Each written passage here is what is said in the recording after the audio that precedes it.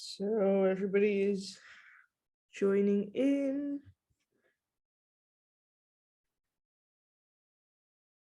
Hope you all had a good break. Had some lunch.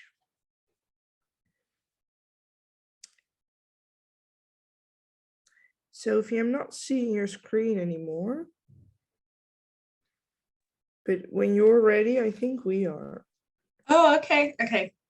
My bad. I'll do the introduction while you can set up the screen. So welcome back, everybody. Our next speaker is Sophie Lewis. And Sophie Lewis is the author of Full Surrogacy Now, Feminism Against Family and Abolish the Family, a manifesto for care and liberation. They studied English, a bachelor in environment, a master's at Oxford Politics, and a politics master's at the New School, and geography, a PhD at Manchester. Lewis's theorizing and cultural criticism appears in venues ranging from N+1 and the LRB to feminist theory.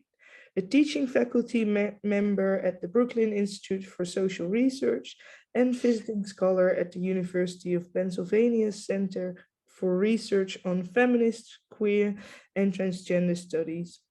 Sophie is nevertheless a freelance writer, dependent on public speaking and Patreon. And we're really, really happy to have you here today. The stage is yours. Thank you so much for having me. Hello from Lenapehoking, specifically West Philadelphia, where I've lived for 5 years now. And it is almost 11 a.m. We are still sort of basking in the glow of the buck moon, the super moon, which rose on Wednesday. And looked like this. And this kind of blood red ambience is very much the political mood for reproductive justice militants in this city, as you can imagine. It is an incredible privilege for me to be participating in this pantheon of decolonial, abolitionist, critical feminists, midwifery practitioners, and obstetric philosophers.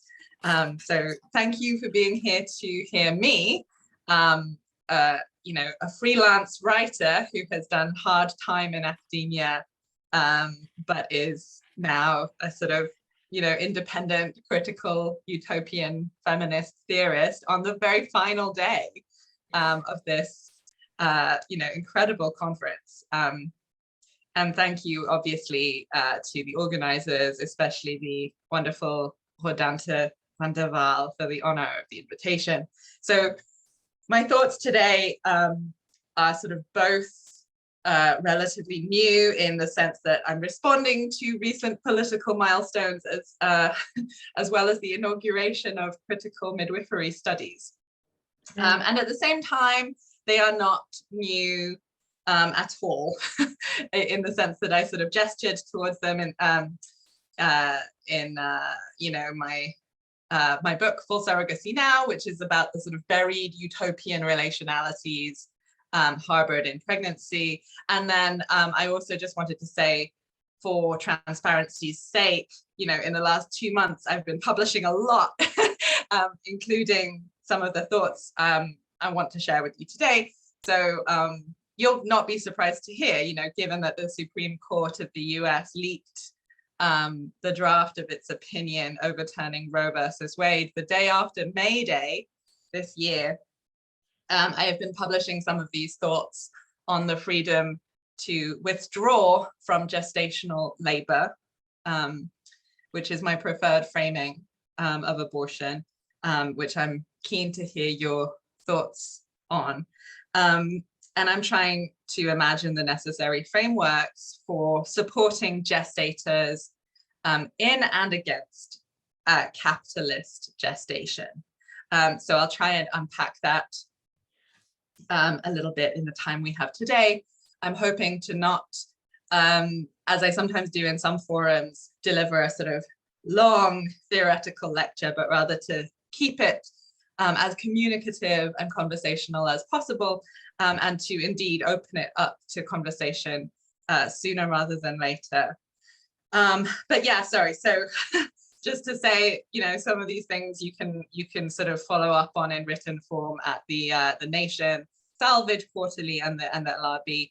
I must confess, it's really exciting for me to be in this kind of forum, full of gestational freedom fighters. And it's challenging for that reason to rein myself in and not try to say everything. There's so much that I would like to run by you, but I hope it's not a sort of self-indulgence to have this kind of momentary preamble to help give you a sense of who I am. It's basically my job, as I conceive it, to challenge various kinds of anti-utopianism in cultural criticism. And yeah, I'm hoping that it perhaps helps you anchor me and see where I'm coming from, to gesture very briefly towards some of the past sort of interventions I've attempted. For example, poking around in the ectogenetic scientific research labs in my neighborhood to try and think about the partial automation of pregnancy on fetal sheep. And at this point, as I'm sure you all know, fetal human beings, or, my thoughts about the politics of, cervical holding and letting go that can be extrapolated very much beyond the literal uterus into the domains of, water justice, indigenous water protection, and decolonial sovereignty. So that's, some of the things that I'm coming from. And, I'm just hoping perhaps, there's an eventuality you've stumbled across some of these things before, and now you can connect them to me for the purposes of this conversation, or, if they pique your curiosity, you can Google them. So yeah, as I say, it's been about 5 years now that I've been a freelance writer trying to combat sort of the naturalization of various types of reproductive labor.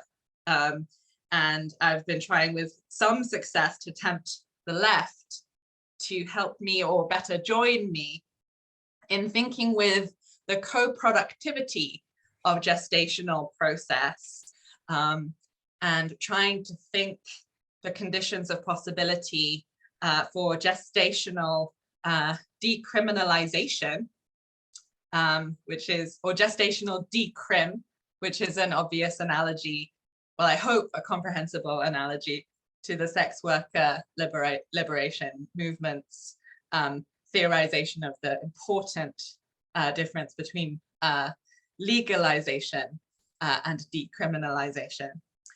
And above all, I'm trying to not let go of the specificity of the way that this particular labor, as Maggie Nelson puts it in the Argonauts, does us.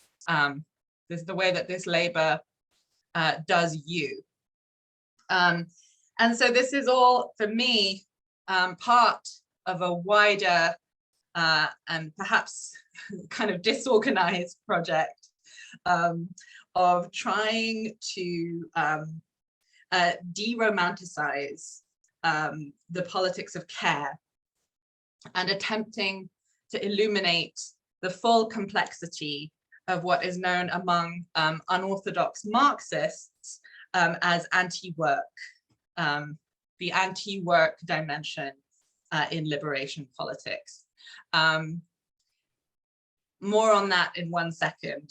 I just want to note that it's been my incredible privilege to meet people who are, engaged in similar processes along the way. And I by no means think that, that this is actually some kind of lonely project. By no means. In fact, it's been my privilege to meet people like Rodante, as an instructor at the Brooklyn Institute for Social Research, where I sort of make money as a freelance contractor trying to put together social theory courses on things like, the problematic fave, as I would call it, the dialectic of sex as a work of utopian, gestational communism, and the anti-work philosophy of the Marxist feminist Kathy Weeks. So in case people are unfamiliar with anti-work, I just want to quickly gloss my understanding of work abolition, which is basically indebted to Weeks's theorization of feminist subject constitution, which is quite, well known in certain sort of milieus of the left, and at the same time, I think remains insufficiently kind of taken up. And it's sort of, for me, the core point is that the refusal of work, especially in domains like reproduction and care, so this horizon of post-work in this domain does not mean, some kind of disappearance or erasure. So this is very much an analogy with what, for example, prison abolitionists say about the prison industrial complex. Ruthie Wilson Gilmore, for example, is always saying this, that abolition doesn't mean an erasure or a deletion of infrastructure. It's not about disappearing things, making them vanish. It's on the contrary about building. And this is very much what Kathy Weeks, I think, is saying about the abolition of, in this case, work, especially in the domains of care and reproduction. It kind of sounds like perhaps she might be saying, get rid of relations, and it's very much the opposite of that, right? Abolition, again, to quote Ruthie Wilson Gilmore, is this kind of building process of a world in which, prison is unthinkable, or perhaps for Weeks, the nuclear family is unthinkable. So anti-work for care means, in the short term, right, if we're thinking about non-reformist reforms, transitional demands, interim processes, it would mean redistribution of labor burdens, first and foremost, and only secondarily, perhaps, we don't know, potentially elements of partial automation, which I want to suggest we shouldn't be necessarily closed off to as an a priori, even though, as Shulamith Firestone very much said, any embrace of technology in the present is likely to be kind of disastrous, because those technologies are, under the control of capitalist patriarchs. So absent, an overwhelmingly powerful, revolution in social relations and relations of gender and colonialism, there can be no liberatory application of, automation or technology. That said, it's quite different to say that, and to say that there can be no role for technology in our gestational liberation horizon. And I think it's really important to understand that much of what passes as tech fixes, and much of what passes as automation in the present, is really only outsourcing, right? It's only labor outsourcing, a racial labor conjuring trick, which is the main point, as I take it from the book Surrogate Humanity. I don't actually have that on a slide, but Surrogate Humanity by Kalin Dvora and Neda Atanasovsky makes this point. So the reason why I feel it is important for me to sort of dwell on this, and why I feel it is important for us to say caring for and against uterine work, is precisely this kind of anti-work dimension in liberation history, which sometimes gets lost, right, in the sort of more mainstream forms of socialism, which forget that the task of the struggle of the working class is to self-abolish rather than to, you know, erect the working class as the, you know, as the boss on top or whatever. So my conviction is that our oppression in a work society, which is to say capitalism, extends, right, to our psychical romanticizations of unpaid and especially reproductive work. So you can see why this, you know, now perhaps might influence the sorts of practices that support the co-productivities of pregnant persons, you know, the professional and unprofessional, you know, labors that help midwife that work. What kind of attitude does one take towards work is a question that perhaps, you know, needs to be dwelt on as an a priori, even if you think, and it's a perfectly sort of reasonable assumption, that this is one kind of work that cannot ever go away, right? Because the reproduction of the species, the continuity of history depends on it. And we can talk about that for sure in Q&A, the extent to which we want to naturalize gestational labor as a sort of transhistoric given. But yeah, so basically my central plea or thought for today is for an anti-work sensibility in critical midwifery studies, because, and this is maybe the simplest rationale for that, right? The most simple, and I've been saying this for years, and I don't know how it will strike this particular audience, but the simplest reason why you would say that is simply the casualty rate of this particular workplace, right? Pregnancy kills 300,000 people a year. And I always just ask people to imagine if any other sector on earth of productive labor or activity had that kind of death rate, would it be remotely decent or thinkable to simply expect that process, that activity to continue? So I have been delighted to hear the powerful calls in this conference, with which I completely agree and with whom I wholeheartedly stand, for relational and trans-inclusive, decolonized and anti-racist approaches to doula practice and theory. I just want to add that for me, an inextricable, but sometimes not spelled out component of that sort of liberatory arsenal of sort of concepts is the imperative to support the refusal of forced work. Indeed, the refusal of work for any reason and none, whether it's forced or not. The freedom to exit pregnancy at any point, and the de-romanticization of gestational labor. So that's what I want to add to the sort of arsenal of challenges that I feel like we have gathered here this week.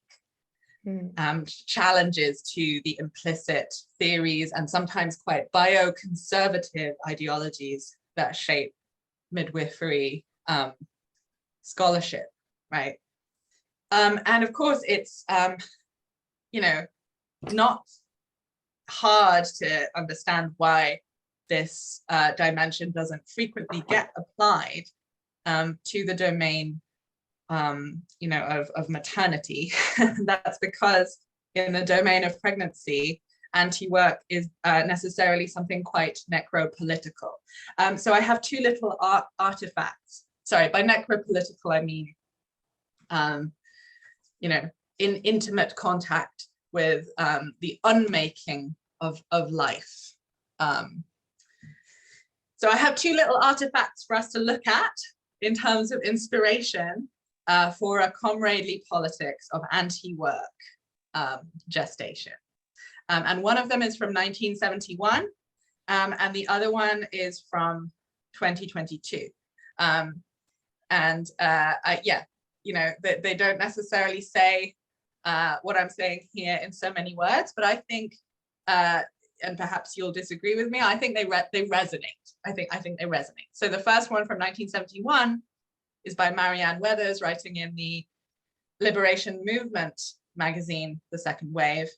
And she simply writes, you know, this probably won't strike some of you as so very radical.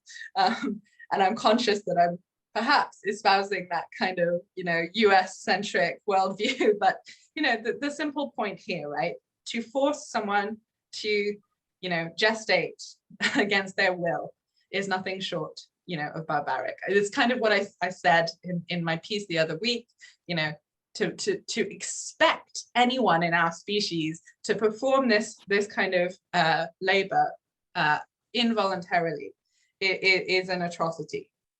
I would love it if critical midwifery, you know, was able to fully support wanted gestations with the same sort of full-throatedness as it insists that this process, you know, should be, you know, runawayable from, exitable from, you know, for any reason and none, because of the extreme sort of gruesomeness of its biology, right? The injuriousness, the fatality, and so on. And I don't think that that is remotely an anti-pregnancy position. On the contrary, I think it is a way to give gestating the respect that it deserves. Okay, my other little artifact is a quote that my friend Lukas Hermsmeyer gathered, and I have permission from him to use it, from Rocky Gonzalez of the La Frontera Fund in the Rio Grande Valley, which she gave to Lucas, I think 3 weeks ago. So this is extremely recent. And Rocky says that as someone with a uterus, it is their matriarchal right to form the world and to decide what ancestors will come through me at what point in time, right? Because they have the power and the privilege of a creator. It's part of their role to form their community in the world in the way that works best for them. And there are ceremonies and prayers and processes that allow them to say, when I choose to have an abortion, you know, thank you for choosing me, and now is not the right time. So they're talking to the fetus there, right? I'm sending you back to the stars for now, you'll be okay. Go be in peace. There'll be another moment for you, and that's okay.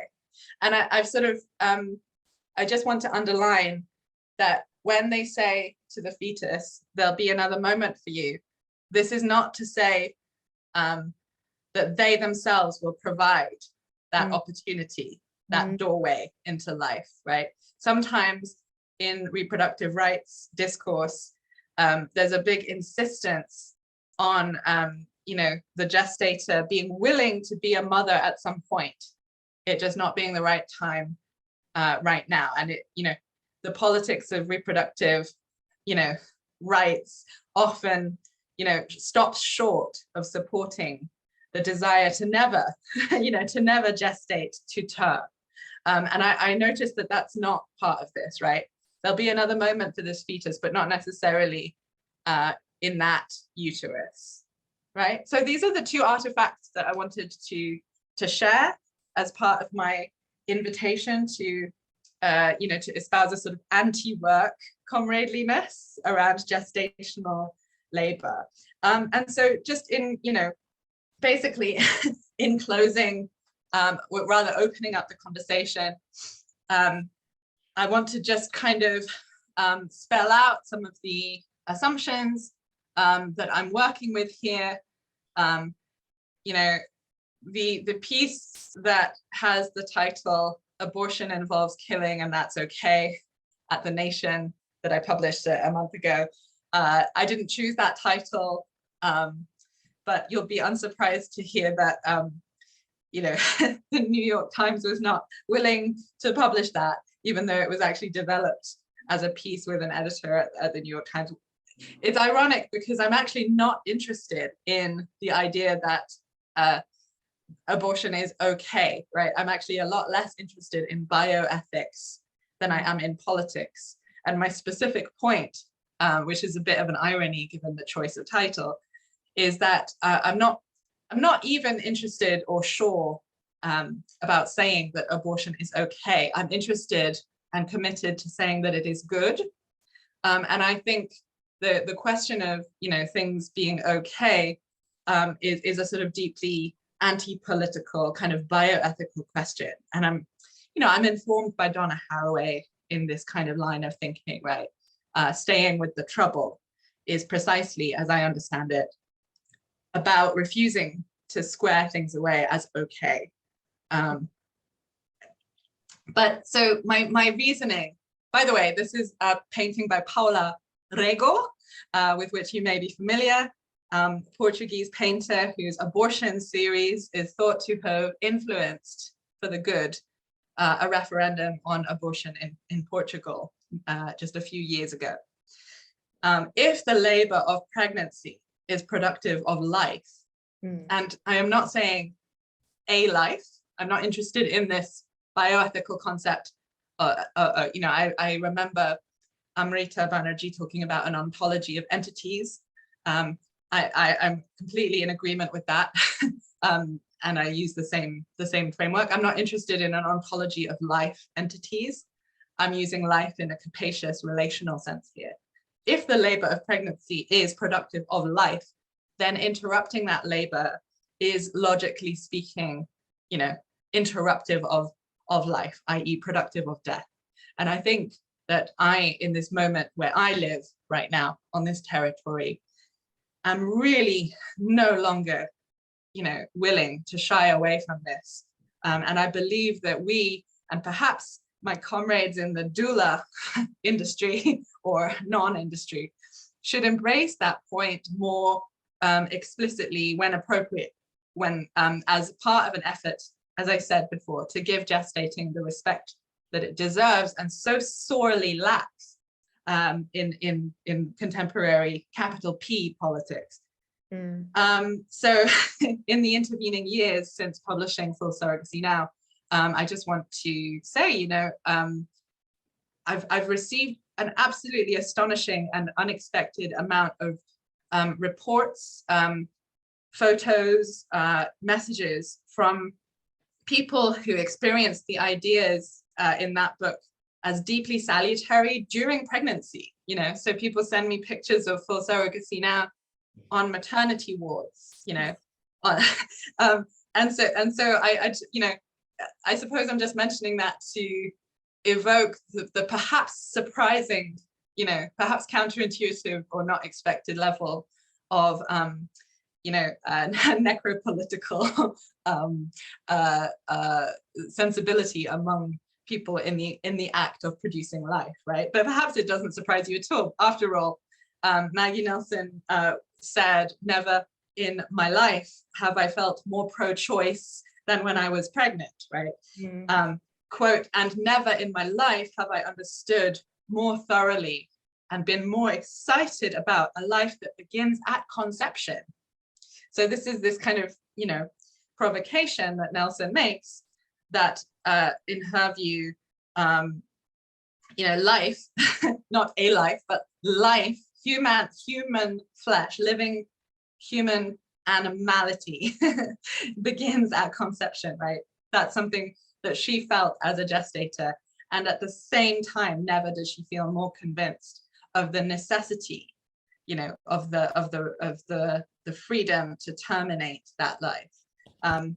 Quote, feminists may never make a bumper sticker saying it's a choice and a child, choice and a child. But of course, that's what it is, and we know it. We're not idiots. We understand the stakes. Sometimes we choose death.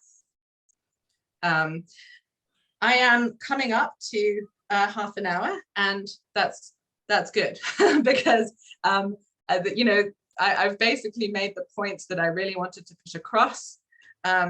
If you are interested in some of the other theoretic kind of plinths or inspirations in my journey, you may have already intuited, those of you familiar with this history, that I am in a sort of critical, passionate dialogue with the 1970s Wages for Housework Committee, especially those dimensions that were involved in demanding wages due lesbians and Black women for wages for housework, which was a campaign in close collaboration with the National Welfare Rights Organization in the US, which in my view can be called a sort of anti-work family abolitionist organization, in the sense that many of its practitioners were not interested in making claims for money and time because of their status as mothers and as respectable reproducers, but on the contrary, simply because they wanted it, right? They made claims based on desire. Instead of saying, you know, we deserve money and time from the state because, you know, of our maternity and its morality, the morality of the work that mothers do. Many of the people in this moment, Black women for wages for housework, especially wages for housework more generally, and the National Women's Welfare Rights Organization, were involved in sort of saying, fuck you, pay me, fuck you, pay us. Because the workplace is not something to be redeemed, but to be struggled in and against. So you see this highlighted line from the original text by Silvia Federici clarifying what it actually means to pit wages impossibly against housework, right? It's not an actual demand for wages. It's a utopian weapon against housework and against all work, you know, against the wage relation. She says here, every miscarriage is a work accident.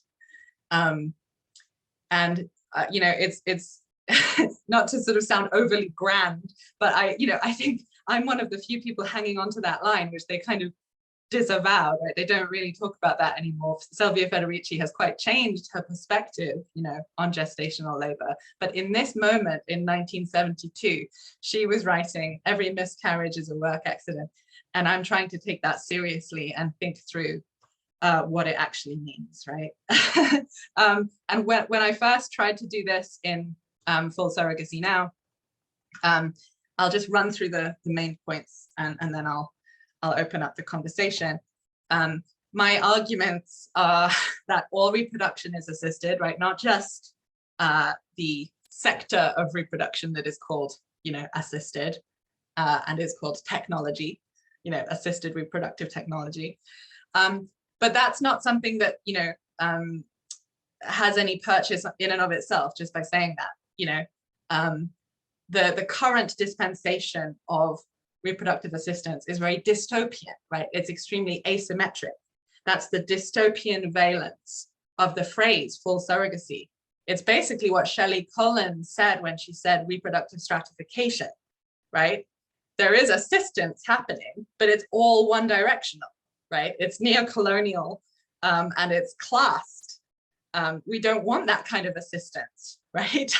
It's not radical in and of itself to say all reproduction is assisted, although I have proposed this, but the point is to learn to act like it, and that would be the utopian valence of the phrase full surrogacy as a prescriptive rather than a descriptive intervention.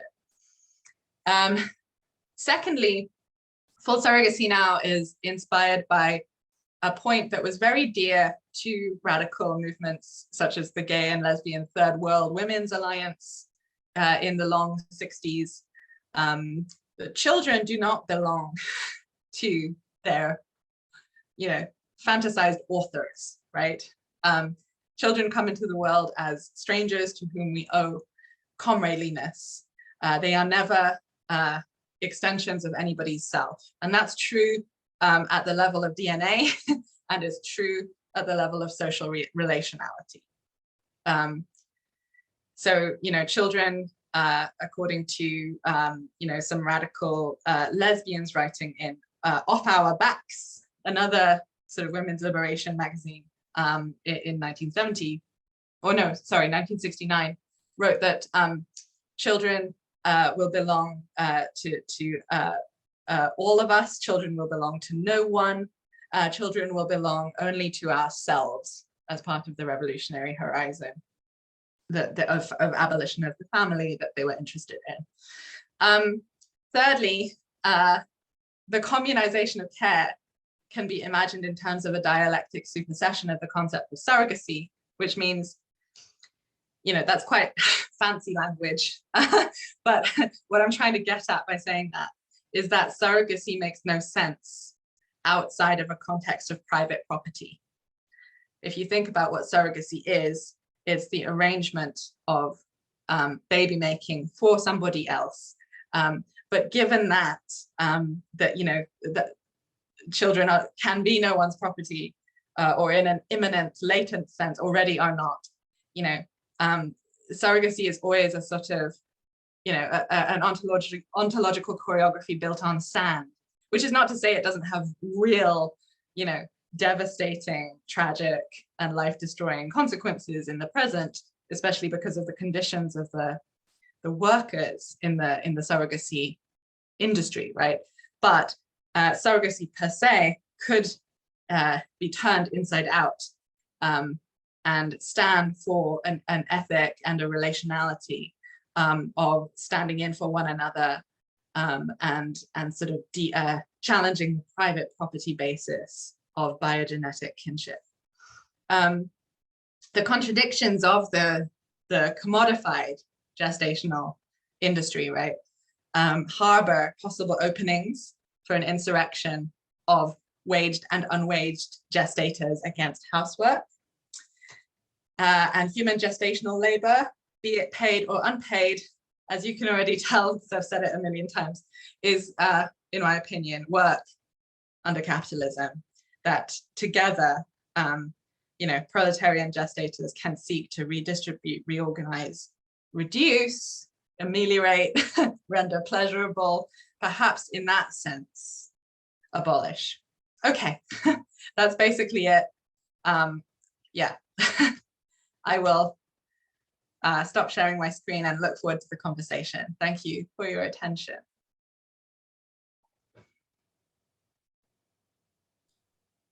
Thank you so much for that very clear outlay. And I've read the book, but it was very helpful to hear you explain some stuff. And I can imagine people have questions. I don't know, raise your hand if you do, because I think there's lots to discuss here. No, Amy. Hi, you can hear me. It's the first time I've opened my mic. Say hi. Am I the only one who's raised their hand? Because I'm very open to not going first. I just want to say thank you so much for a great presentation, and very generous as always. I'm one of those people who have read your work and has found it very liberating and consoling in my own experiences of mothering. So thank you so much for that. And I want to say I'm also a contributor on Patreon, and I want to encourage everyone who is as enthralled by this work as I am to consider doing so, because it's amazing, and you will find always work nice together in the same place and talks and stuff. I want to say I'm very grateful for your intervention, because even if this is the 5th day of the conference, you are, I think, the first one to speak in a sort of techno-friendly manner, in a sense that we have discussed technology a lot of times, and mostly in the sense that it's humongously inequally. There's huge disparities in access to technology, life-saving technology. We've said that people sometimes need it. We're happy that it's there, but we haven't really thought with technology, and we haven't really thought how we might use it in the liberation we're all looking for. And I think one of the reasons is, well, midwifery is often thought as a profession, well, that's been kept away also from technology because it's being hoarded by, historically it's hoarded by medics, but also a lot of the tenets of midwifery also to safeguard physiology. And I was wondering if you could talk a bit more about your quest to denaturalize, and it's only, I know it's only one of the aspects of your of your very rich talk. There's so much we could talk about, but I think we've discussed physiology many times this week, and I think we haven't really we've discussed the violence of ruling it, the violence of forcing people with technology to reappropriate their birth. We've talked about the alienation of being dehumanized, dispossessed, disembodied by technology in birth. We haven't really talked about the alienation that might be in physiology and in that birth. And I think a lot of midwifery discourse is often about safeguarding physiology, but then it sort of tends to spill over in sometimes safeguarding it from birthing people. And we see that it spills over in safeguarding the physiological process of puberty from trans kids. So it can be very, very problematic. And I was wondering if you could talk to that. And also we've been trying to be inclusive and create space for so many different feminisms this week. Well, not all, but indigenous feminisms. And they seem very counterintuitive to your xenofeminist, techno-friendly discourse. And I was wondering, how do we make space for people without alienating them in a way that is not productive and not liberating? So that's many questions. I'm sorry. Oh, it's so sorry. Don't mean to inappropriately kind of say hi in a public forum, but it's so good to meet you. Like, and I'm very grateful for your ongoing support, and also the wonderful job you just did summarizing so much of what I think is important to say. You sort of said a lot of it just now, I think. And thank you for the incredible drawings you've been doing at this conference, which have really helped me understand and follow as someone who's been in a different time zone and struggled to kind of engage as much as I would like every day. It's just been such a service. And yeah, so okay, maybe just picking up on the word xenofeminism that you introduced at the end. So as you know, I'm a kind of a friend and a critical interlocutor of xenofeminism, which has, I think, different iterations. You know, the original collective with its xenofeminist manifesto in 2015 has quite different opinions on coloniality, white supremacy, and so on within it. And I recommend, and I mean, this is very much talked about by them, right? So I recommend personally Helen Hester's reiteration of her own xenofeminism in the book Xenofeminism with Polity Press in 2017, which I think does a good job of sort of you know, cutting out the sort of techno euphoria that was in the original manifesto to some extent. I am indebted to Alyssa Battistoni for the suggestion that it might be possible, in fact, already is kind of inherent, suggested in you know, Donna Haraway, that xeno and eco, xenofeminism and ecofeminism do not have to be thought of as a stable dichotomy at all, and can in fact and are already in the best sorts of practice and thought sort of hybridize themselves. And so Alyssa Battistoni has this phrase, Zeco-feminism, you know, X-E-C-C-O, to kind of evoke that commitment. It's an interesting sort of journey I've been on, being sort of becoming aware that people understand my openness to well, I'm not even sure yeah. Openness is almost like a refusal to be totally closed, right? I'm not even sure I would say open, but that they perceive me as so very kind of techno curious and so on. And it depends what conversations I'm in, as to how much that comes across. So it's really good to be told that that's your impression for this conference. When I criticized Donna Haraway for a certain type of return to the goddesses, as I called it. If you are familiar with the Cyborg Manifesto, it ends with the immortal lines, I would rather be a cyborg than a goddess. And my perception was that by 2017, there had been a bit of a pendulum shift back for her towards the goddesses. And I was like, oh, no. and never did I imagine that I would get to meet her. But I actually had breakfast with her in Santa Cruz after I wrote this essay, because she really walks the walk of treating everyone as a radical equal, even some nobody, like me. And she was so angry, and she said, "You think you're not an eco-feminist? You are an eco-feminist." And I said, "Yeah, I am. I know. I'm not angry. Why would you think I would be angry at that?" So I think for me, it might be useful to spell out that I see myself as sort of both and neither, maybe Zico, but there's this kind of important sensibility to do with the production of nature. That's a big sort of Marxist phrase from geography, where I was, doing my PhD.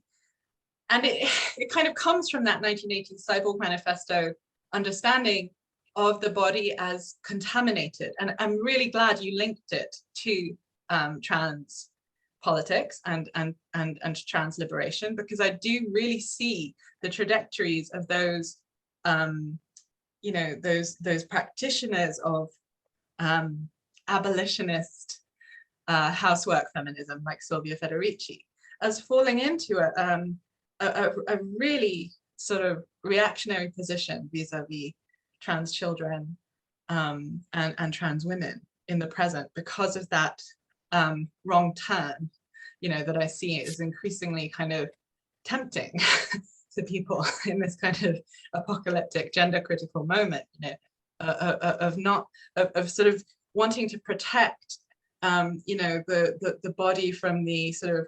pharmaco-capitalist cabals. I was like, no, we really need to be firm in our decolonial sort of quantum futurist understanding that, the body is already, part machine, right? That's not, I'm not saying that's like, okay, again, not about it being okay, it just is. And learning to love the sort of, the monsters of our mode of production is a deep political imperative right now. And I'll shut up in a second, but what I'm reminded of is Heather Davis's extraordinary work, thinking about how to love toxic plastics, which are inside us, inside our fetuses, for that matter, right? And instead of just simply saying, wow, the fact that there's plastics in our fetuses is horrifying, and we need to, yes, of course, we should, enact revolutionary climate justice, but also there are plastics in our fetuses, and, that they are the ones that we must love and that we have produced, and that already makes you, in a sense, like a xenofeminist or a fascist, if you know what I mean. Does that make sense? Yeah. Thank you so much. Marjolein? Yeah, thank you. Thank you, Sophie. It was a real pleasure and treat to listen to you, and such a new voice in this whole week. And it really resonated with me on just like and Noemi also said, a different perspective on technology that I really resonated with, also because I'm a biologist by study, and for the longest time I've been having these conversations with people about nature versus technology, because in my view, there's not a real divide between that. Like the example I always give is that, I mean, there's animals out there that also have technology, and we don't say that's, you know, that's not nature. But because we are humans, we sort of think of ourselves as not animals, which of course we are. And the thing is, I got a couple of thoughts running through my head. I'm sorry if it's also a bit rambly, but one of the things that I find difficult to reconcile for myself is the whole, how do we think and talk about technology in birth and in perinatal care? And how do we sort of not fall into this trap of thinking of technology as something that's only an intervention and not something that can be helpful? How do we not fall into the trap of thinking technology is not natural? So personally, I hate the term natural birth, because all births are natural because they involve us. But I also see the real issues with, you know, erasing indigenous practices and in the name of, you know, technology and progress. And so I guess I was wondering, and you've already, you know, talked a bit about it in your answer to Noemi, like, is there a sort of a framework or something that we can have to maybe within this, I haven't heard of the term psychofeminism, to think about this? Is it even really about, you know, nature versus technology, or is it about who has the control over these things? Like, do we have control over our own natural processes, like the abortion debate? Do we have control about the technology? Do we have the information and the access to the information who wields that technology? So I was wondering if you could sort of share your thoughts on this whole, how to sort of integrate all of these different practices without, you know, using or categorizing it as natural technology. And yeah, I guess that's my question. Thank you. Yeah, no pressure. Yeah, great. That's so well framed. Thank you. Yeah, great to meet you, Marilyn. So I guess I was thinking about how I tried to articulate it. I think at the beginning of Full Surrogacy Now, I talk about natural birthing as,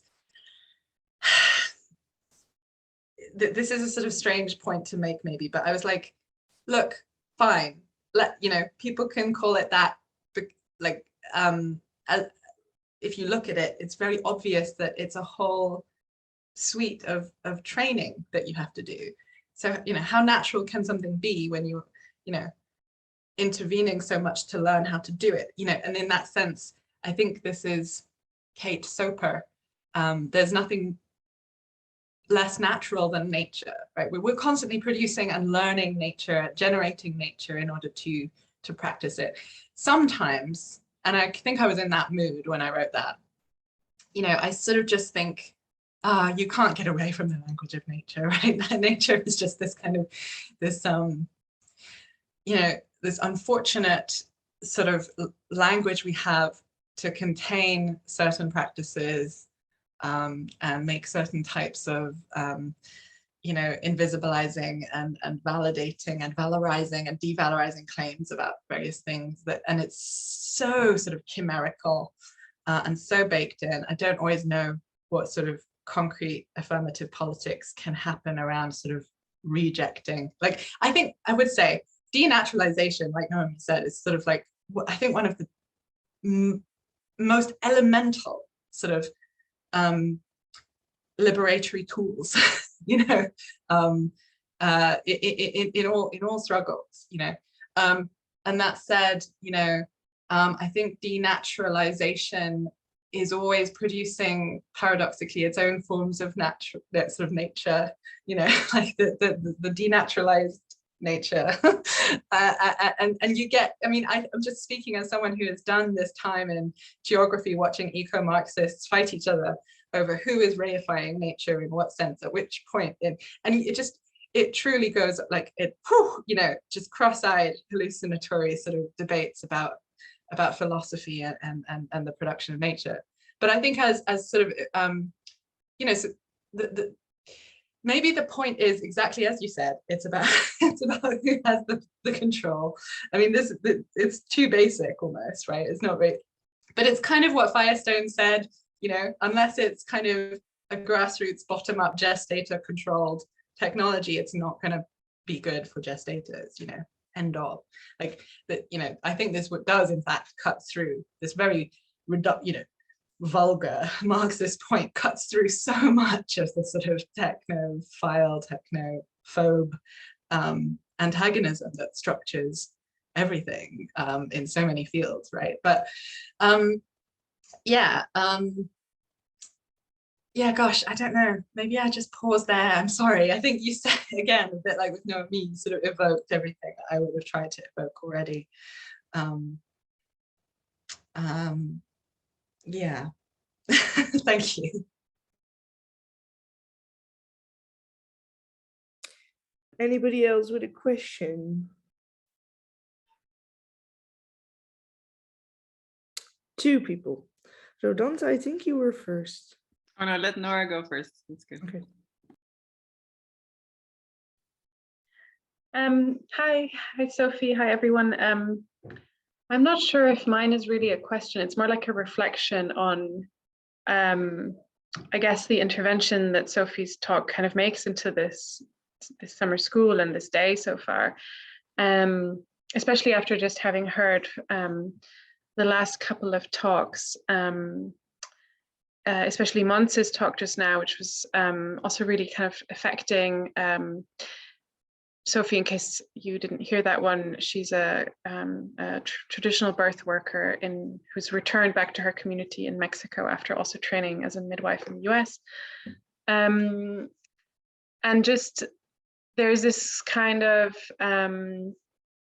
what might seem like a contrast, and I don't really think it is, but between for example, Monse's and some other talks we've heard that are very much about kind of safeguarding and sort of caring for gestation and birth and babies as something kind of very sacred and something very special, a very special contribution to a community and something that should be valued much more, which has also, of course, been like a kind of feminist argument that you know, birth and kind of parenting should be forms of care and forms of labor that should be valued much more and represented much more, and so on. And then the kind of real emphasis on the right to abortion and that being a choice not only in terrible circumstances, but a choice that we should all feel good to be able to make and to make use of, which could seem somehow contradictory, but I don't think they are at all. But I think they should always be kind of thought together. But I think that that's really difficult and really complicated, and that in our world where, you know, things are becoming increasingly polarized, people increasingly feel like they have to take a stand and make decisions and like perform a kind of politics and take a side really quickly. I guess my question is about like complexity and ambivalence and how all these different things can kind of exist together, which I think is kind of the only way forward. But I also feel really like I don't have much hope that people are like willing to do that or to take the time for that to evolve in this way, where we can kind of like calmly sit with these kinds of complexities. Yeah, so I guess that's a kind of observation. I wonder if anybody wants to respond to that.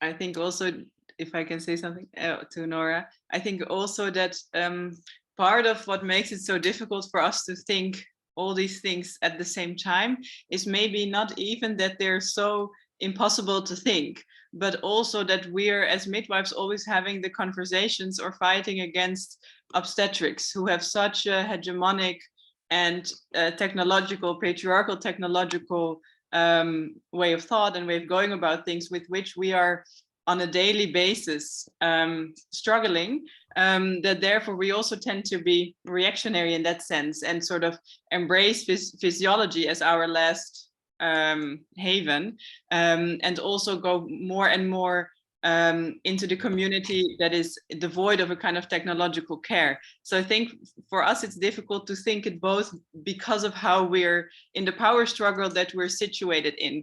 And I think also that is really part of critical midwifery studies, to provide like another kind of space where we're free to think, you know, more on the terms of the amazing talk that Sophie Lewis gave, in these kind of more utopic ways of what we would actually want. Because I also know very few midwives who are very technophobic in the end. So yeah, just to comment. And I don't know if there's time for one more question, but we have 1 minute maybe. Sophie, thank you so much for your talk. It was very stimulating as always. And I was wondering, how would you translate an anti-work perspective, or maybe you could give us some hints, to midwifery? Because I think not only does labor do gestators, but it also does midwives, sometimes in very tiring and exhausting ways. And I think that many midwives also want to quit their jobs because of it. So how would you think of a future for midwifery from an anti-work perspective? Yeah, you know what? I heard myself make that illusion and I was like, damn, this is a midwifery conference, not just a gestators conference. That's a great point.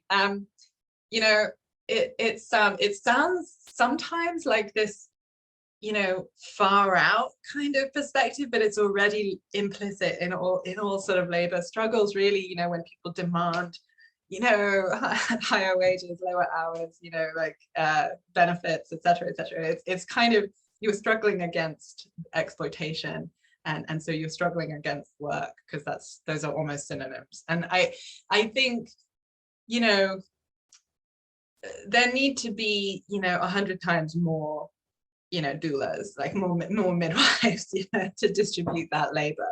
That sounds maybe just, you know, utopian or something, but it, you know, obviously we need to make sure that this isn't falling on so few people, right? So few people.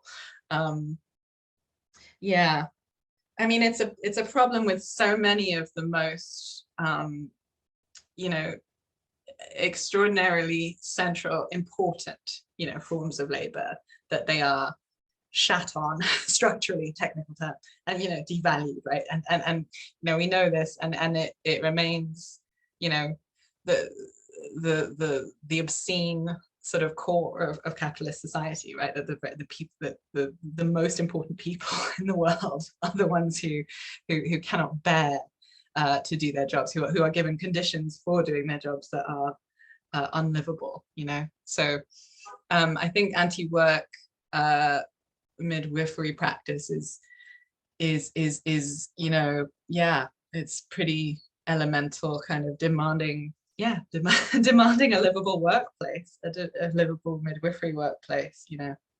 Then, yeah, do you agree? Do you have thoughts yourself?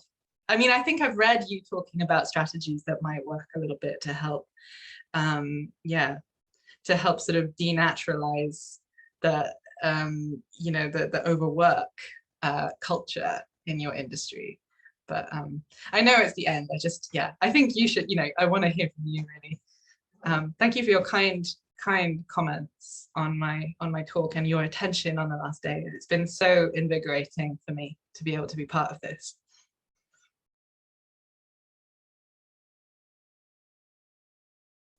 Were you going to respond, Rodante?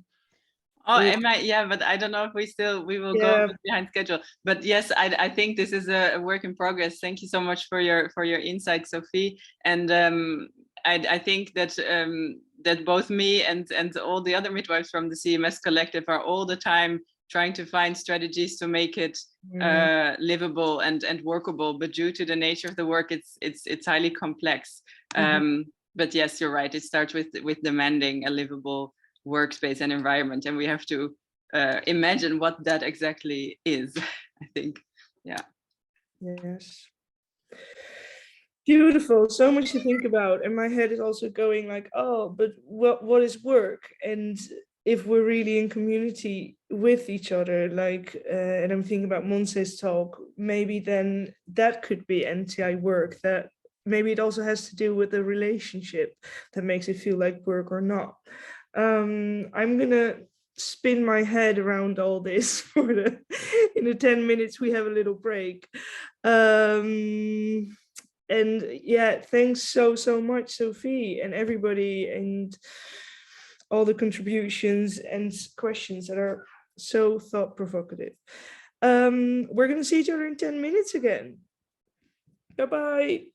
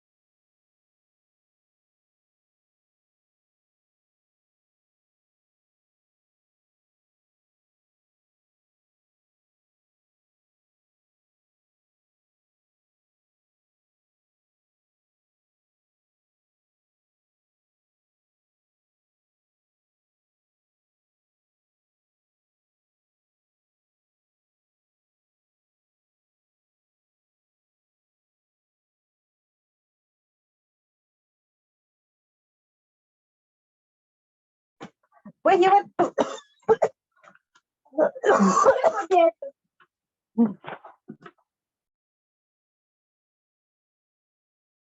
Tu caja, por favor.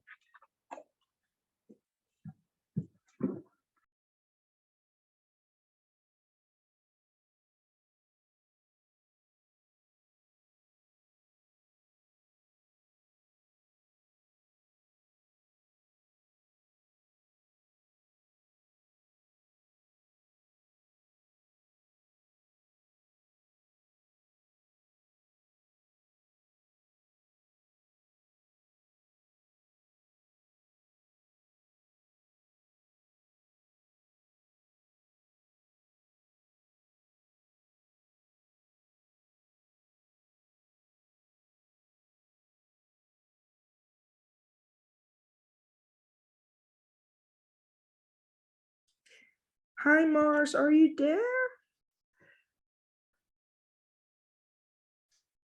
No, I just heard she's not here yet. She's looking for the link. Okay, all good.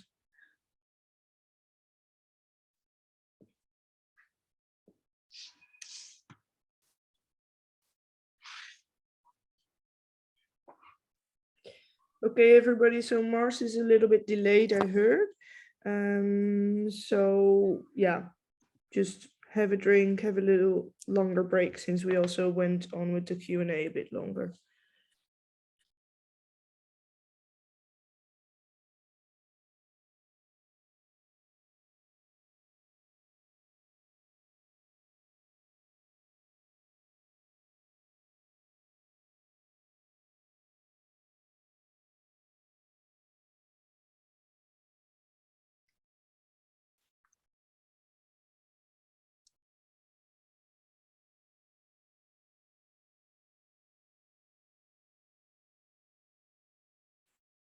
Maar had je het begin meegekregen?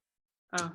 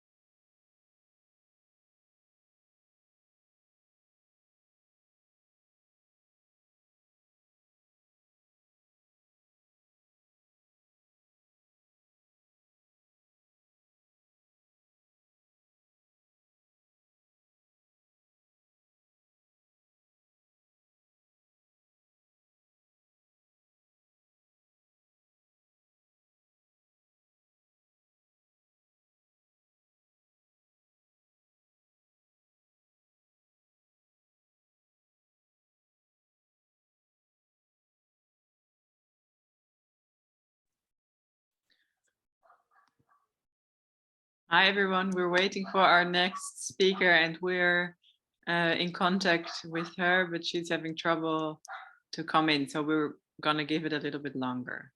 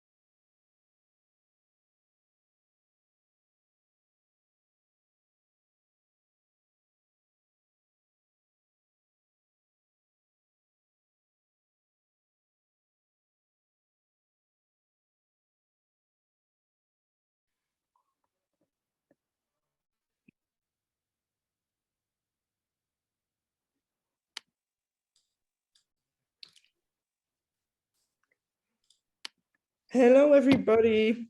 So Rodant and I just discussed Mars is delayed or not here. So Rodant is going to try and reach her. And I was thinking maybe in the meantime we could open up the conversation since everybody is here. And I think there's still lots to reflect on and to talk about. I don't know if anybody has something they would like to comment on or reflect on. I don't know who is here. I see some people on the camera.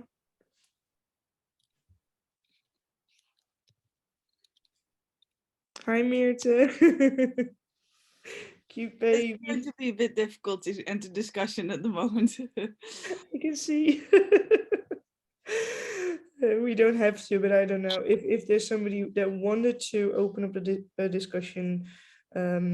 We have some spare time now. Nora, you raise up your hands. Hi. Yeah, it's more like a really practical question. I've just logged on to the It's Learning, and I need to, or I want to catch up on some of the talks I've missed next week.